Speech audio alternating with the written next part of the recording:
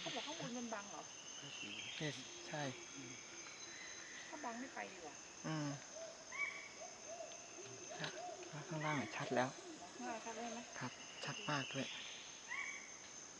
ข้างบนถ้ามองชัดก็ไม่ถ่ายวิดีโออยู่เนี่ย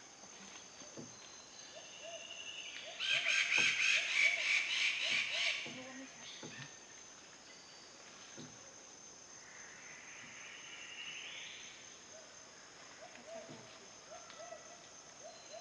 ชัดครับเหน่งเลย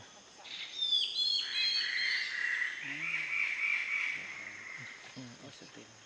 อยู่จิตเลยไ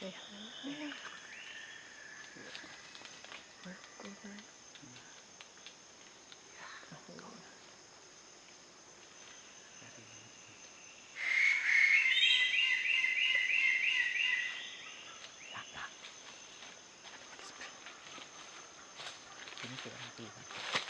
มาดูดิสเพย์อยู่ตรงนี้แล้วนี่มันดิสเพย์อยู่ข้างบนแล้วใกล้หน่อยกินใกล้หน่อยเอาไปละเอามาเปลี่ยนใกล้เลยใช่ไหมโอเคโอ้ยขึ้นอีกแล้วขึ้นอีกแล้วเดี๋ยวฉันจะหยุดกันสวยมากเลยอ่ะ